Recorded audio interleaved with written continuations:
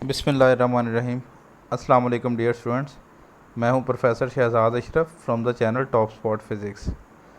तो हम लोग chapter number 12 second year electrostatics discuss कर रहे थे, जिसमें आज हम लोग एक बहुत ही इंपॉर्टेंट टॉपिक डिस्कस करने जा रहे हैं, जिसका नाम है कूलम्स लॉ। कूलम्स लॉ के बारे में आप लोगों को बताता चलूँ कि ये एग्ज़ाम पॉइंट ऑफ व्यू से काफ़ी इंपॉर्टेंट टॉपिक है। ये काफ़ी दफ़ा as a long question board exams का हिस्सा रहा। तो आइए डियर स्टूडेंट्स, हम लोग स्टार्ट करते हैं कूलम्स लॉ। तो कूलम्स लॉ पे जाने से पहले थोड़ा सा पहले हम लोग एक बात कर लें हमारी, या जैसे आप लोग जानते हैं कि जो लाइक चार्जेस हैं वो एक दूसरे को रिपेल करेंगे और अनलाइक चार्जेस एक दूसरे को अट्रैक्ट करेंगे। यानी हमें पता है चार्जेस के बीच में फोर्स ऑफ अट्रैक्शन या रिपल्शन तो है।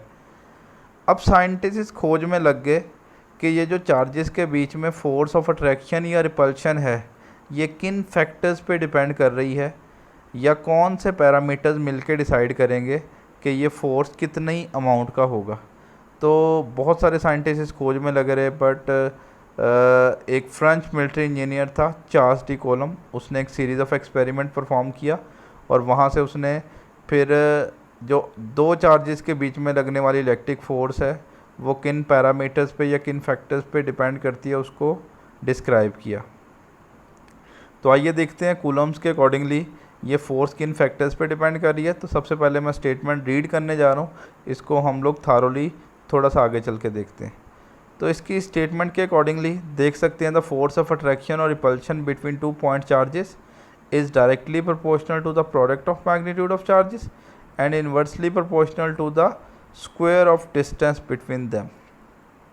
ओके, अच्छा सबसे पहली बात हम लोग देखते हैं, यहाँ पे हमने स्टेटमेंट में देखा कि द फोर्स ऑफ अट्रैक्शन और repulsion between two charges is directly proportional to the product of magnitude of charges. भाई इसका क्या मतलब है? तो बेटे इसको समझने के लिए समझ लें, हमारे पास दो चार्जेस हैं। यहाँ पे आप देख सकते हैं चार्ज Q1 है, दूसरा चार्ज Q2 है, जिनको एक फ़िक्स डिस्टेंस R पे हमने रखा हुआ है। तो अभी हम लोग पहला फैक्टर देखते हैं कि भाई ये जो फोर्स है वो डिपेंड करेगी product of magnitude of charges पे। मान लो ये जो फर्स्ट वाला चार्ज है इसका मैग्नीट्यूड है 1 कूलम, ये चार्ज 1 कूलम का है। ये जो दूसरे वाला चार्ज है मान लो ये 2 कूलम का है। तो बच्चों बताइएगा क्विकली इन दोनों का प्रोडक्ट कितना बन रहा है। तो Q1 की जगह 1 पुट करें, Q2 की जगह 2 पुट करें, बोलो दोनों का प्रोडक्ट कितना बनेगा? 2। तो मान लो अभी इन दोनों का प्रोडक्ट 2 बन रहा है, तो बाकी फैक्टर्स को हटा के हम लोग देख रहे हैं फोर्स जो है वो, लेट्स से हम कह रहे हैं फोर्स 2 न्यूटन की लग रही है, अज्यूम कर लें 2 न्यूटन की लग रही है। जितना प्रोडक्ट बन रहा है हम लोग बात कर रहे हैं उसी हिसाब से फोर्स लगेगी। ये बात अब माइंड में बिठा लीजिएगा। अब अगर हम लोग इस चार्जेस का मैग्नीट्यूड जो है वो ज़्यादा कर दें, मतलब Q1 पहले 1 कूलम का था, इसको अगर मैं 2 कूलम कर दूं, और Q2 जो है वो 2 कूलम का था, लेट से इसको 4 कूलम कर दें। तो अब देखते हैं दोनों चार्जेस की प्रोडक्ट का दोनों चार्जेस की मैग्नीट्यूड का प्रोडक्ट क्या बनेगा। तो अब देखें जी, दोनों का प्रोडक्ट लेके देखें तो Q1 हमारे पास अभी आ रहा है 2 और Q2 आ रहा है आपके पास 4, तो 4 और 2 का प्रोडक्ट बनेगा 8। तो मान लो अभी जो फोर्स लग रही है वो 8 न्यूटन की लग रही है, पहले यही फोर्स 2 न्यूटन की लग रही थी। तो हमने देखा पहले product of magnitude of charges कम था, दोनों की मैग्नीट्यूड्स का प्रोडक्ट कम आ रहा था तो फोर्स भी कम लग रही थी।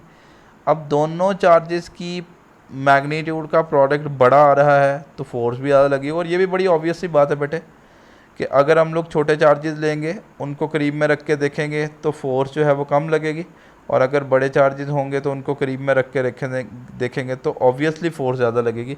तो पहला जो डिसाइडिंग फैक्टर है कूलम्स के अकॉर्डिंगली वो है मैग्नीट्यूड ऑफ चार्जेस। तो जितना ज़्यादा चार्जेस का मैग्नीट्यूड होगा उतना ज़्यादा फोर्स लगेगी। होपफुली यहाँ तक का समझ आ गया आप लोगों को। अच्छा, क्या आपके ख्याल में ये सिर्फ चार्जेस का मैग्नीट्यूड ही डिसाइड करेगा कितनी फोर्स लगेगी? नहीं। अब मैं अगर आपसे क्वेश्चन पूछूं कि दो फिक्स अमाउंट के चार्जेस ले लें, उनको पहले थोड़ा करीब में रख के देखें तब फोर्स कितनी लगेगी, थोड़ा दूर रख के देखें तब कितनी फोर्स लगेगी, तो आप लोगों का आंसर होगा कि सर अगर हम लोग इसको करीब में रखेंगे तो फोर्स ज़्यादा लगेगी, और अगर दूर रखेंगे तो फोर्स जो है वो कम लगेगी, इसका मतलब है एक और डिसाइडिंग पैरामीटर भी है और वो है डिस्टेंस। तो अगर हम लोग डिस्टेंस में बात करें तो बेटा याद रखिएगा आप स्टेटमेंट की दूसरी हम लोग पोर्शन पे आ रहे हैं, and inversely proportional to the square of the distance between them.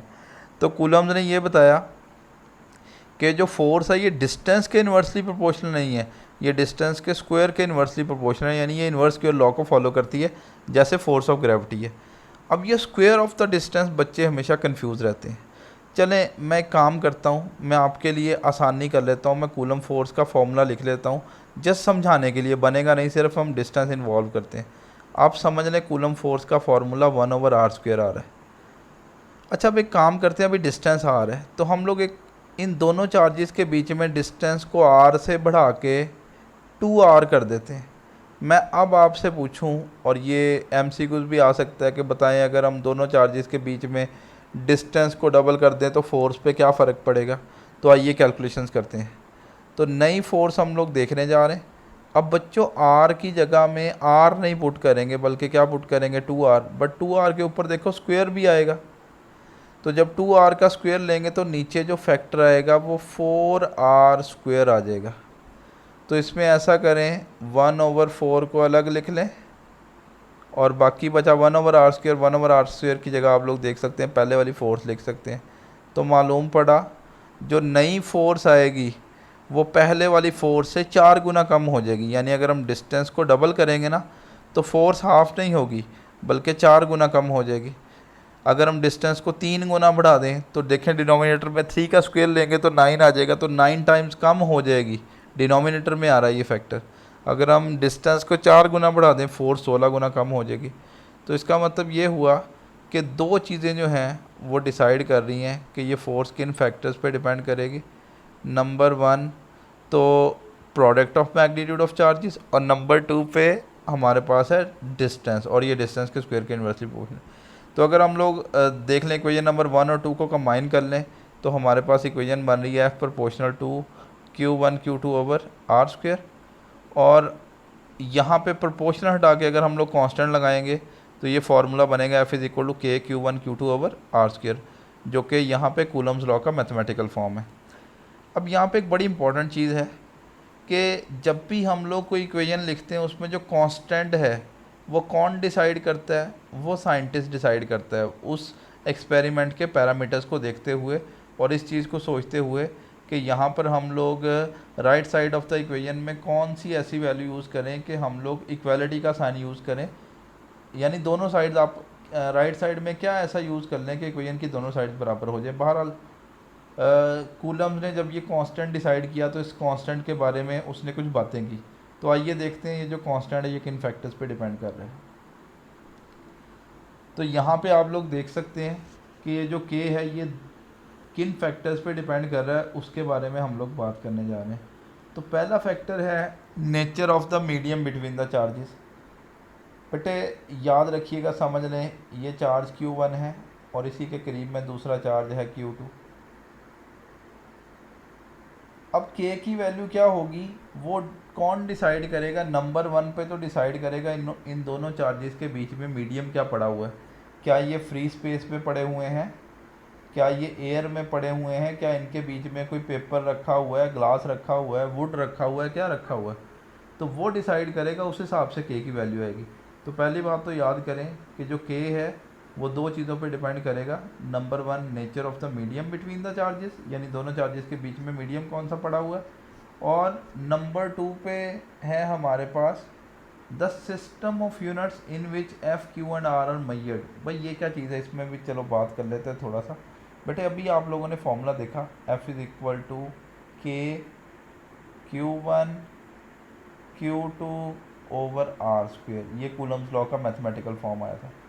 अगर मैं आप लोगों से एक बात बोलूं कि यहाँ से k की वैल्यू पता लगाओ तो बेटे ये r² इधर आके क्या हो जाएगा, मल्टीप्लाई हो जाएगा, यानी k की वैल्यू पता लगाएंगे तो वो आ जाएगी आप लोगों के पास F × r², और चार्जेस इधर क्या हो जाएंगे, डिवाइड हो जाएंगे। यानी यहाँ पे एक बड़ी इंपॉर्टेंट चीज़ पता चल रही है कि k का अगर फॉर्मूला लिखें तो that will B F × r² /Q1 × Q2 आ जाएगा। इसका मतलब है के की वैल्यू मैयर करते वक्त ये कुछ फैक्टर्स इन्वॉल्व हो रहे हैं, आर स्क्वायर Q1 Q2। अब दूसरी बात पे आ जाए, मतलब मैं ये आपको समझाने जा रहा हूँ कि भाई ये क्या चीज़ है। उसने बोला कि के के बारे में एक चीज़ तो ये डिसाइड करेगी कि दोनों चार्जेस के बीच में मीडियम कौन सा पड़ा हुआ है। भाई दूसरा कौन डिसाइड करेगा के की वैल्यू कितनी है? तो भाई ये डिसाइड करेगा फोर्स, डिस्टेंस और चार्जेस किस सिस्टम ऑफ यूनिट्स में मैयर कर रहे हैं। भाई क्या मतलब हुआ बेटा, याद रखिएगा हमारे पास 1960 में एसआई सिस्टम आया, बट एसआई सिस्टम के आने से पहले दुनिया में मुख्तलिफ तरह के जो है वो सिस्टम ऑफ यूनिट्स थे। MKS था, CGS था, FPS था। ये मुख्तलिफ तरह के हमारे पास सिस्टम ऑफ यूनिट्स यूज़ हो रहे थे, और उसके बाद फिर 1960 में आया एसआई सिस्टम ऑफ यूनिट्स। तो बेटे अब हमें देखना है कि ये जो फोर्स, चार्ज और डिस्टेंस है इसको किस सिस्टम ऑफ यूनिट्स में मैयर कर रहे हैं। अगर हम सिस्टम ऑफ यूनिट्स चेंज करेंगे के की वैल्यू चेंज हो जाएगी। तो दो चीज़ें मिलकर डिसाइड कर रही हैं कि के की वैल्यू कितनी होगी। नंबर एक तो चार्जेस के बीच में मीडियम कौन सा पड़ा हुआ है, और नंबर दो में फोर्स, चार्ज और डिस्टेंस को किस सिस्टम ऑफ यूनिट्स में मैयर कर रहे हैं। तो चलें अब सिंप्लिसिटी से हम लोग स्टार्ट करते हैं। अगर हम लोग मान लें दोनों चार्जेस के बीच में जो सिस्टम है, मीडियम है, वो फ्री स्पेस है, और जो सिस्टम ऑफ यूनिट्स है वो ऐसा ही, वैसे नॉर्मली हम लोग यूज़ भी ऐसा ही करते हैं, तो ऐसा ही सिस्टम यूज़ कर रहे हैं। यानी दोनों चार्जेस के दरमियान में हमने बोला था मीडियम पे डिपेंड कर रहा है, मीडियम अज्यूम कर लें, फ्री स्पेस है। फ्री स्पेस मतलब वैक्यूम है, मतलब कुछ भी नहीं पड़ा हुआ, चार्जेस दो वैक्यूम में पड़े हुए हैं। और दूसरी बात हमने डिस्कस किया था कि सिस्टम ऑफ यूनिट्स हमें चेक करना पड़ेगा कि चीज़ों को मैयर करने के लिए सिस्टम ऑफ यूनिट्स कौन सा यूज़ कर रहे हैं। तो अगर हम सिस्टम ऑफ यूनिट ऐसा यूज़ कर लें तो तब हमें कूलम्स ने जो है वो इस कांस्टेंट की वैल्यू बताई, that is equal to 1/4 pi epsilon 0। तो ये कांस्टेंट हमने डिसाइड कर लिया तब जब फ्री स्पेस होगी और सिस्टम ऑफ यूनिट्स कौन सा होगा, ऐसा ही। तो इसमें आप लोग फेमिलियर हैं, 1/4 पाई एप्सिलॉन, 1/4 पाई से तो आप फेमिलियर हैं, ये सारे कांस्टेंट हैं। ये एप्सिलॉन 0 आपके लिए नई चीज़ है। भाई एप्सिलॉन 0 क्या है ये भी याद कर लो बच्चों।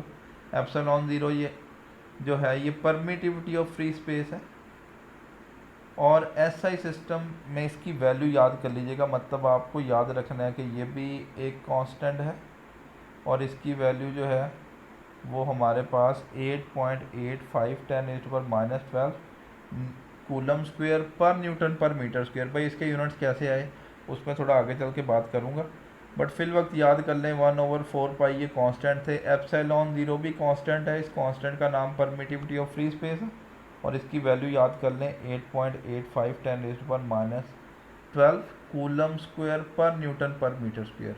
भाई यूनिट्स कैसे आए मैं बोल रहा हूँ, थोड़ा आगे चल के बताता हूँ आप लोगों को। तो अगर हम लोग यहाँ पे 1 की, 4 की, पाई की और एप्सिलॉन 0 की ये जो वैल्यू आई है ये यहाँ पे पुट कर देंगे, तो जब ये सारी वैल्यूज़ पुट करके बेटे आप लोग सॉल्व करोगे तो जो के की वैल्यू आप लोगों के पास आ जाएगी ये 9 × 10⁻⁻, पॉजिटिव 9 न्यूटन मीटर स्क्वायर पर कूलम स्क्वायर आ जाएगी।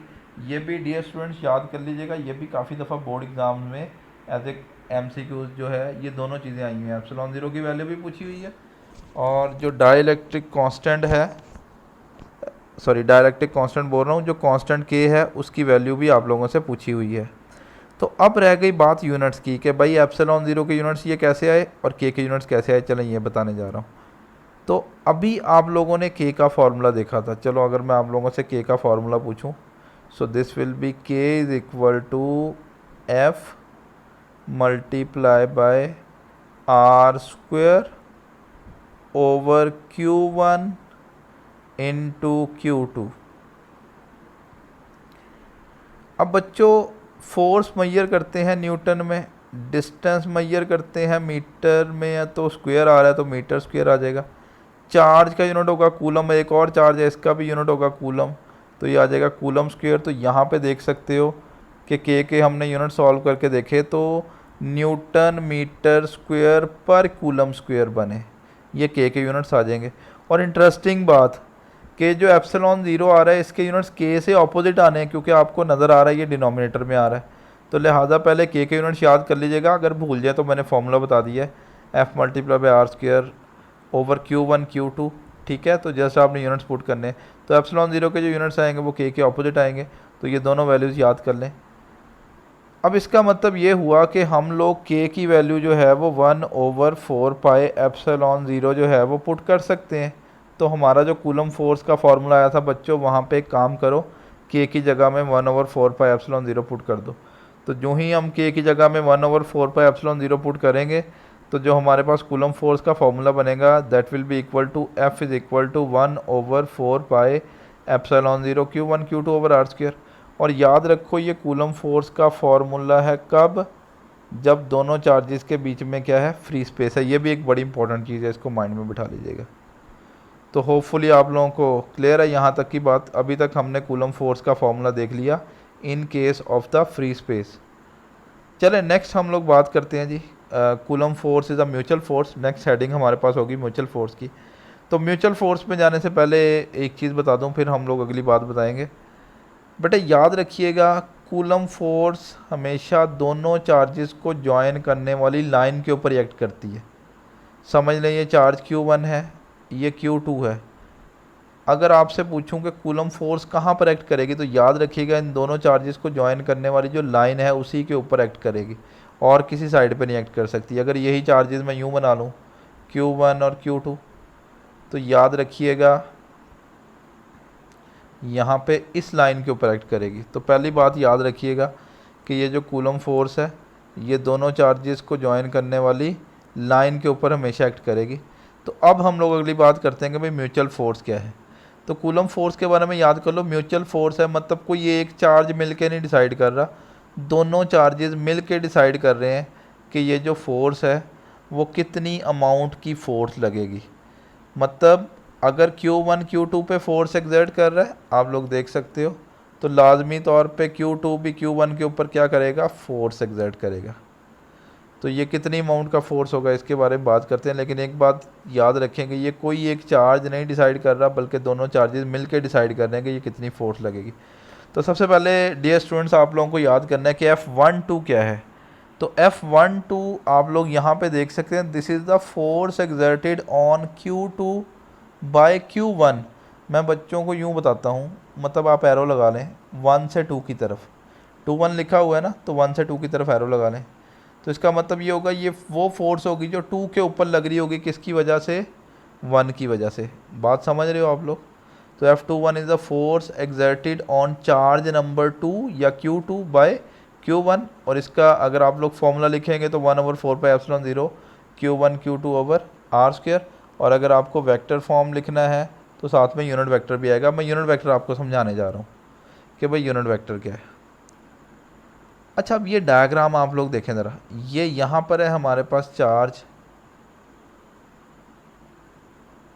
Q1, ये देख सकते हैं आप लोग पॉजिटिव है, समझ रहे हैं, Q2 भी पॉजिटिव है। मैं आपको बताने जा रहा हूँ F21 कौन सा चार्ज किसके ऊपर लगा रहा होगा। देखिए F21 वो फोर्स है जो 2 के ऊपर लग रही है 1 की वजह से। ये है चार्ज नंबर 1, ये है चार्ज नंबर 2। अगर मैं आपसे पूछूं F21 का डायरेक्शन क्या होगा, तो F21 वो फोर्स होगी जो 2 के ऊपर 1 की वजह से लगेगी। अब अगली बात ये भी देखनी है कि ये अट्रैक्शन है या रिपल्शन है। बेटे दोनों पॉजिटिव चार्जेस हैं, तो हमें देखना है वो फोर्स जो 2 के ऊपर लग रही है 1 की वजह से। जल्दी बताएं, 1 इसको क्या कर रहा है, रिपेल कर रहा है। तो जो F21 का यूनिट वेक्टर बनेगा, भाई यूनिट वेक्टर आपको पता है जो डायरेक्शन बता रहा होता है, तो बेटे ये जो यूनिट वेक्टर बनेगा वो इस साइड को बनेगा। F21 is the force on charge number 2 due to charge number 1। तो ये वाली चीज़ याद कर लें। अब नेक्स्ट देखते हैं भाई F12 कितना होगा। तो F12 मैं फिर से वैसे ही बताऊंगा जैसे मैंने आपको बताया था कि F12 वो फोर्स है जो 1 के ऊपर लग रही है, किसकी वजह से, चार्ज नंबर 2 की वजह से। तो याद रखिएगा F12 is a force on the charge number 1 due to charge number 2। और इसका भी मैथमेटिकल फॉर्म लिखेंगे तो ये F is equal to 1/4 pi epsilon zero Q1 Q2 over R square, और यूनिट वेक्टर R21 आ जाएगा। अब मैं आपसे पूछूं भाई R21 किधर होगा, ये बड़ी इंपॉर्टेंट चीज़ है। देखें ये वो फोर्स है जो 1 के ऊपर लग रही है 2 की वजह से, ठीक है, 1 के ऊपर 2 की वजह से।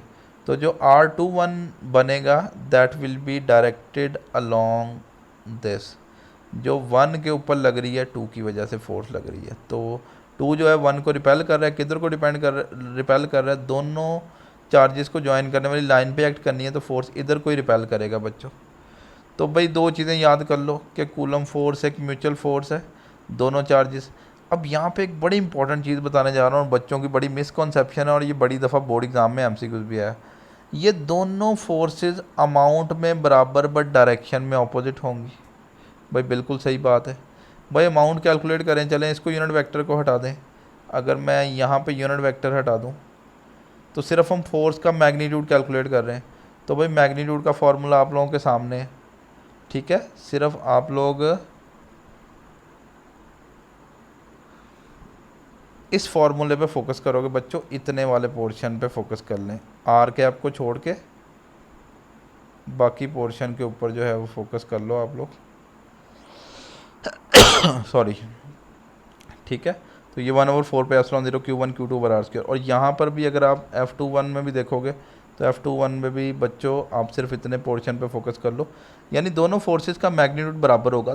तो बाज़ औक़ात क्वेश्चन ये पूछा जाता है कि अगर एक चार्ज है 5 माइक्रोकूलम का, लेट्स से ये 5 माइक्रोकूलम का, ये है हमारे पास 10 माइक्रोकूलम का। अगर आपको बोला जाए कि 5 माइक्रोकूलम वाला इसके ऊपर जो फोर्स लगा रहा है वो 2 न्यूटन की लगा रहा है, बताओ 10 न्यूटन वाला 5 वाले पे कितनी फोर्स लगाएगा। बच्चों याद रखिएगा वो ज़्यादा फोर्स नहीं लगाएगा। नॉर्मली बच्चे ये सोच रहे होते हैं जो बड़ा चार्ज है वो ज़्यादा फोर्स लगाएगा, भाई नहीं नहीं बेटा, याद रखिएगा फोर्स के बारे में दोनों चार्जेस मिल के डिसाइड कर रहे हैं, कोई एक चार्ज तो डिसाइड कर नहीं रहा। जिस मर्जी फोर्स को देख लो, F12 को देख लो या F21 को देख लो, तो दोनों में बेटे दोनों चार्जेस ही मिल के डिसाइड कर रहे हैं, कोई एक चार्ज तो डिसाइड कर नहीं रहा। तो याद रखिएगा दोनों चार्जेस का मैग्नीट्यूड का प्रोडक्ट डिसाइड कर रहे हैं, तो दोनों फोर्सेस लगेंगी बराबर बट डायरेक्शन में क्या होंगी, ऑपोजिट होंगी। तो म्यूचुअल फोर्स में याद कर लें F12 और F21 और दोनों मैग्नीट्यूड में बराबर।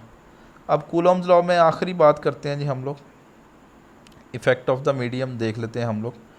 तो बेटे अगर मैं आपसे बड़ा सिंपल सा क्वेश्चन करूं तो आप लोग मुझे इसका आंसर कीजिएगा, या आप लोग खुद से इसको इस बात को सोच सकते हैं। अगर दो चार्जेस के दरमियान में पहले फ्री स्पेस पड़ी हुई थी, यानी वैक्यूम में पड़े हुए थे, तो कुछ ना कुछ फोर्स लग रही थी, वो हमने कैलकुलेट कर लिया, उसका फॉर्मूला आप लोग देख चुके हैं, 1/4 pi epsilon 0 Q1 Q2 over R square.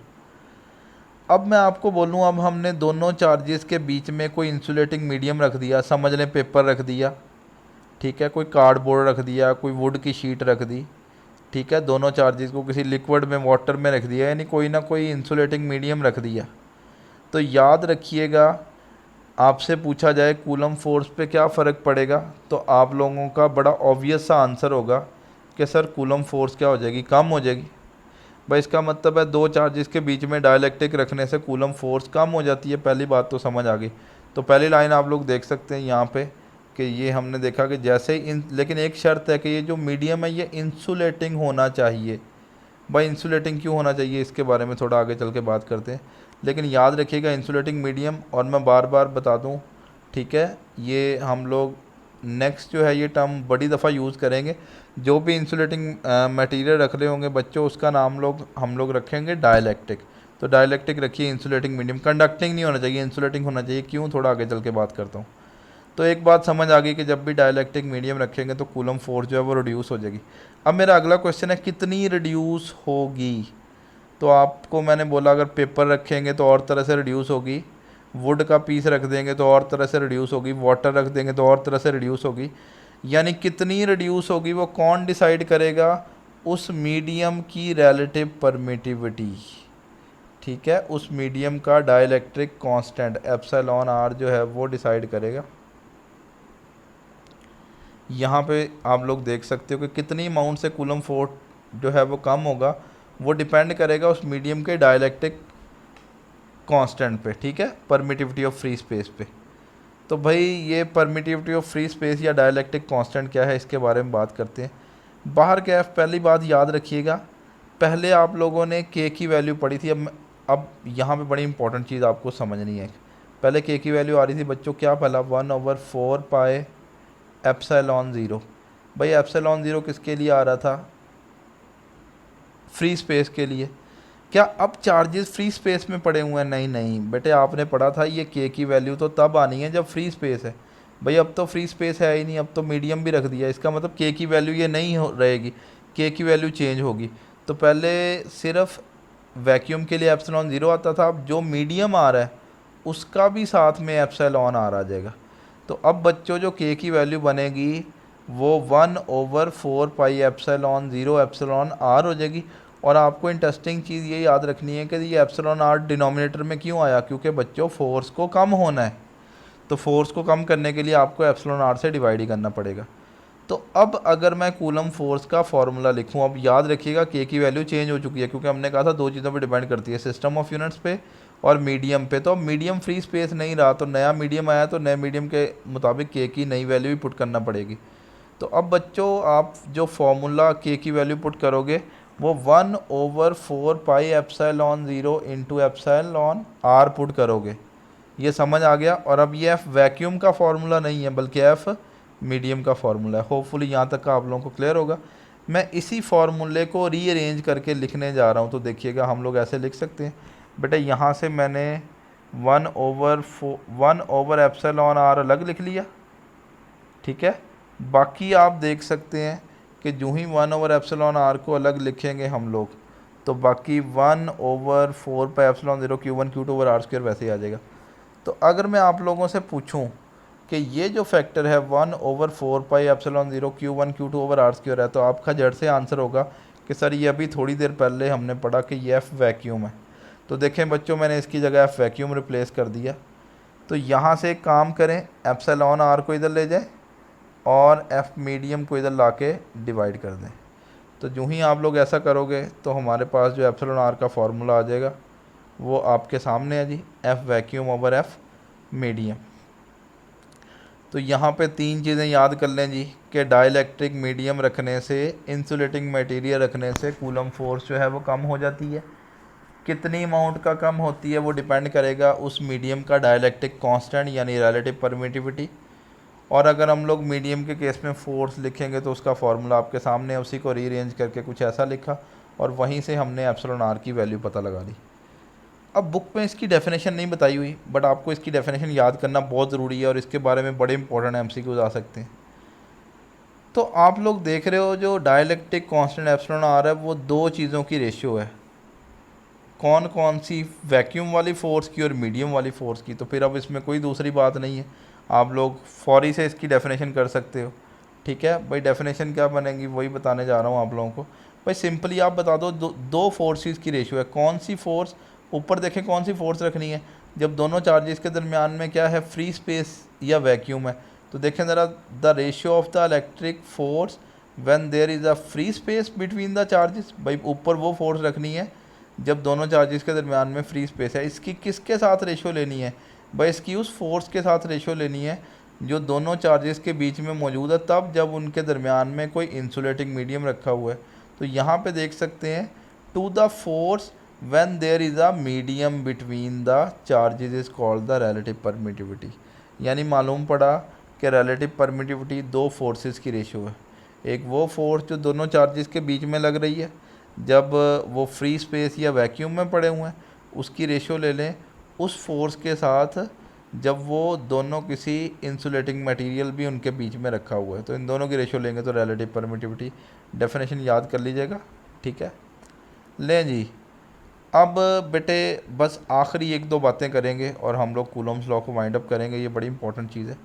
अगर आपसे पूछूं कि रिलेटिव परमिटिविटी के यूनिट्स क्या होंगे, तो बच्चों कोई यूनिट नहीं होंगे। उसकी वजह समझें क्या है।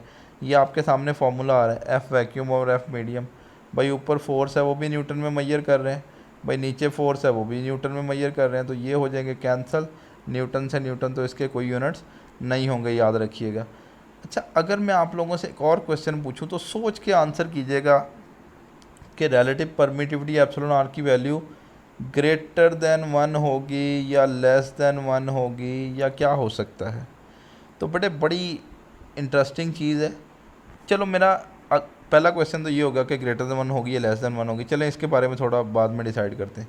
अच्छा मुझे ये बताइएगा, चलो ये बता दो, एफ वैक्यूम और एफ मीडियम में से कौन सी फोर्स पड़ी है। तो बच्चों हमने कहा था मीडियम रखने से फोर्स कम हो जाएगी, तो इसका मतलब है वैक्यूम वाली फोर्स है बड़ी जबकि मीडियम वाली फोर्स है छोटी। इसका मतलब है न्यूमरेटर वाला फैक्टर बड़ा है, डिनोमिनेटर वाला फैक्टर छोटा है। तो ऑब्वियसली जब इन दोनों चीज़ों को आप डिवाइड करोगे तो आंसर आपका 1 से बड़ा ही आएगा। न्यूमरेटर वाला बड़ा फैक्टर रख लो, चलो 4 रख लो, न्यूमरेटर वाला छोटा रख लो 2, बोलो क्या आंसर आया? 2 आया ना, 1 से तो बड़ा ही है ना। तो इसका मतलब ये होगा कि चूँकि एफ वैक्यूम जो है वो एफ मीडियम से बड़ी फोर्स है, लिहाजा न्यूमरेटर डिनोमिनेटर से बड़ा हो जाएगा। तो इस वजह से एप्सिलॉन आर की वैल्यू हमेशा ग्रेटर दैन 1 आएगी। अब इसमें साइड में बेटे आपकी बुक में एक टेबल दिया गया है, क्योंकि कुछ एमसीक्यूज़ के हवाले से बच्चे तैयारी कर रहे होते हैं, तो टेबल सारा याद भी कर सकते हो, बट नॉर्मली टेबल को याद करने का तरीका ये होता है कि कुछ कॉमनली यूज़ वैल्यूज़ याद कर लो और कुछ जो अब नॉर्मल ट्रेंड्स आ रहे हैं वो याद कर लो। तो बेटे वैक्यूम के लिए आप वैल्यू याद कर लो, एप्सिलॉन आर की वैल्यू 1 होगी। उसकी वजह क्या है? क्योंकि वैक्यूम में फोर्स वही होगी और मीडियम में भी वैक्यूम दोबारा मीडियम रखेंगे तो फोर्स वही आ जाएगी, 1 आ जाएगी। अच्छा, एयर के लिए इसकी वैल्यू याद कर ले, 1.0006 होगी, क्योंकि ये एयर जो है उसके रखने से डाइलेक्ट्रिक कांस्टेंट जो है, क्योंकि हमने बोला ग्रेटर देन 1 होगा तो वैल्यू 1 से थोड़ी बड़ी आएगी। तो इसका मतलब ये होगा कि एयर, ये याद भी कर लीजिएगा, ये बड़ी दफ़ा आई भी है बोर्ड एग्ज़ाम में। फिर उसके बाद बेटे यहाँ पे याद कर लो, वाटर के लिए याद कर लो, ठीक है, बिल्कुल नीचे आप लोग देख सकते हो वाटर के लिए 78.5। अगर आपको बोले कि 2 चार्जेस पहले वैक्यूम में रखे हुए हैं फिर उठा के वाटर में रख दें, फोर्स कितनी कम हो जाएगी? तो बेटा याद रखिएगा ऑलमोस्ट 78 टाइम्स कम हो जाएगी।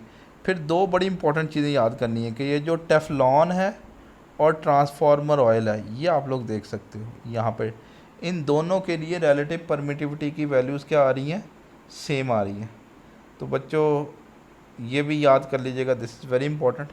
So this is all about the Coulomb's law.